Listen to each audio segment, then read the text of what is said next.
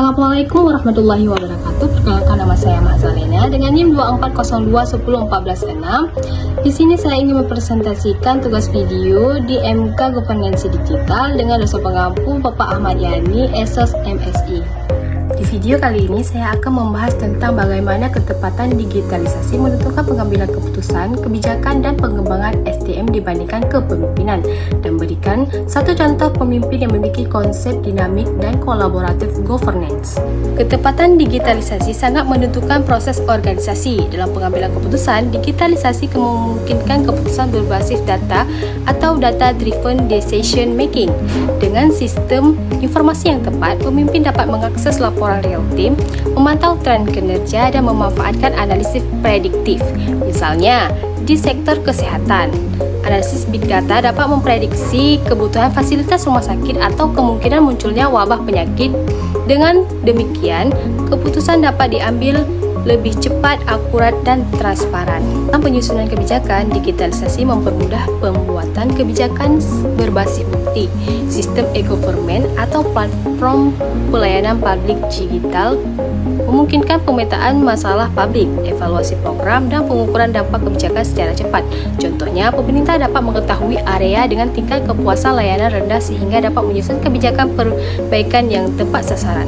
Sedangkan dalam pengembangan SDM, digitalisasi mempermudah pelatihan melalui learning management system, e-learning, dan analisis kebutuhan kompetensi pegawai.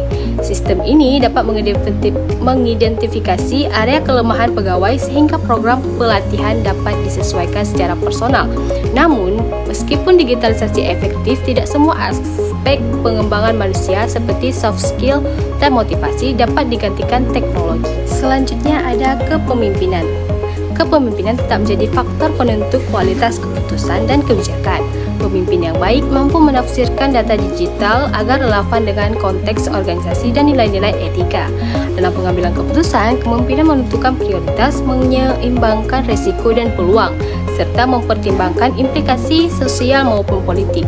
Dalam penyusunan kebijakan, kepemimpinan memadukan informasi digital dengan pengalaman, wawasan sosial, dan konsultasi sebagai pemangku kepentingan. Sedangkan dalam pengembangan SDM, kepemimpinan membantu budaya organisasi, menginspirasi, serta menyeimbangkan pelatihan digital dengan mentoring dan coaching. Dengan kata lain, digitalisasi adalah alat untuk meningkatkan ketepatan dan kecepatan proses, sedangkan kepemimpinan adalah pengendali arah dan kualitas keputusan. Tanpa digitalisasi, keputusan bisa lambat dan berbasis intuisi, tetapi tetap bisa efektif jika pemimpin visioner.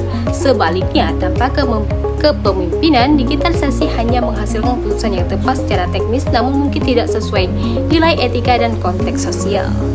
Selanjutnya ada contoh pemimpin dengan konsep dinamik dan kolaboratif governance. Sebagai contohnya tadi, Indonesia, Gubernur Aceh Nova Iriansyah dikenal menerapkan konsep dinamik dan kolaboratif governance.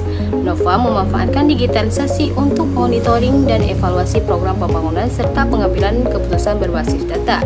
Ia juga mengedepankan kolaborasi dengan berbasis pemangku kepentingan termasuk pemerintah daerah, akademisi, dan masyarakat dalam merumuskan kebijakan.